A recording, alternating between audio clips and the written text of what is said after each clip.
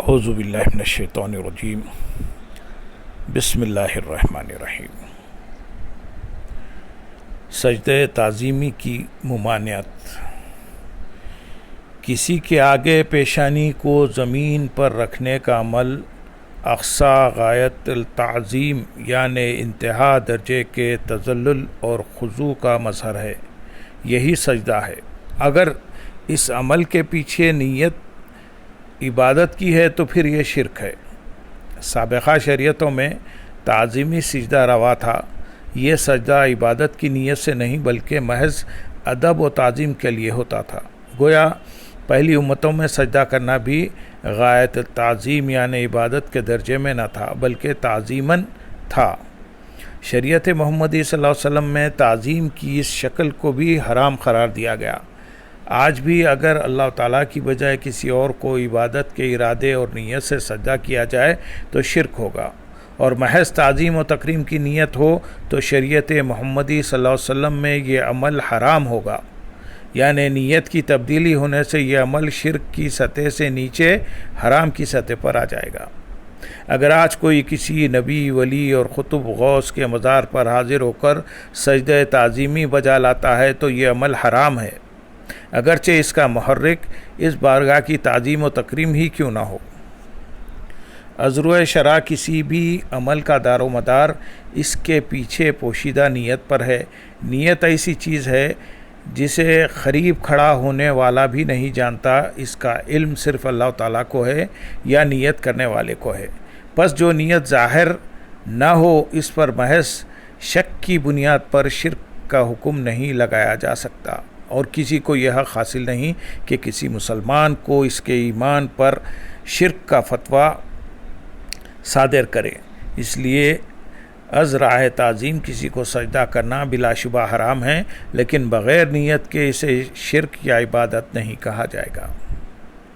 حضرت آدم علیہ السلام نسل انسانی کے سب سے پہلے فرد ہیں اور اللہ تعالیٰ کے سب سے پہلے نبی ہیں۔ اللہ سبحانہ و تعالیٰ نے ان کو جو علم دیا تھا اس کی تعظیم و تکریم کے لیے فرشتوں کو ان کے سامنے سجدہ تعظیمی کا حکم دیا، جس سے فرشتوں کو یہ بتلانا مقصود تھا کہ اللہ سبحانہ و تعالیٰ نے حضرت آدم علیہ السلام کو تمام مخلوقات میں سے چن لیا۔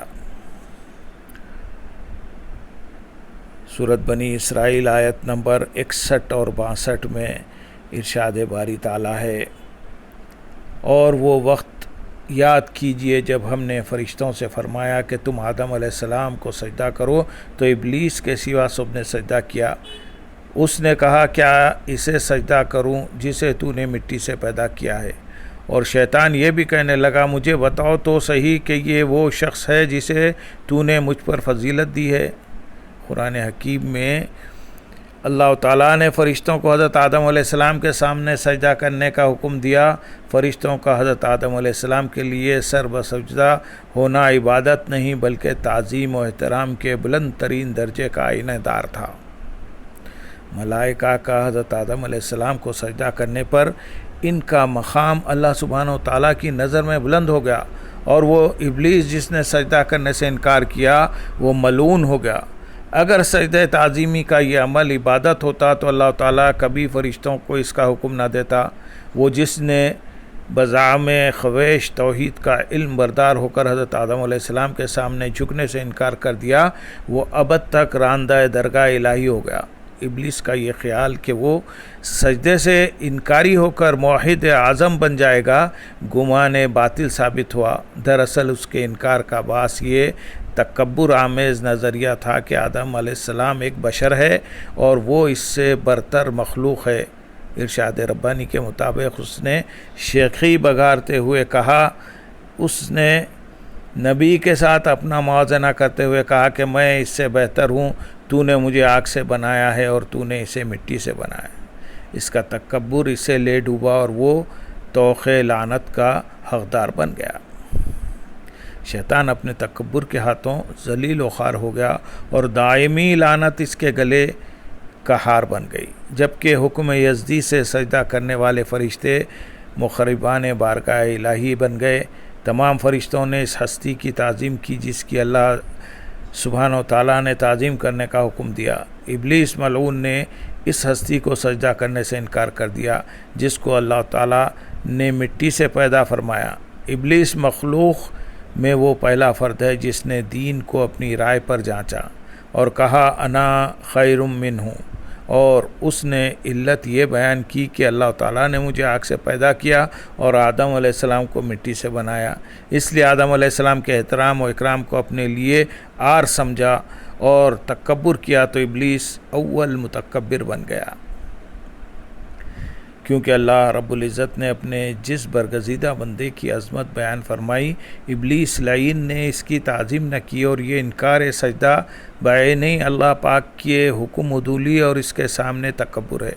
اللہ تعالیٰ نے خود فرشتوں کو حضرت آدم علیہ السلام کے سامنے سجدہ ریز ہونے کا حکم فرشتوں کے مقابلے میں ان کی شرافت و بزرگی کی وجہ سے دیا تھا۔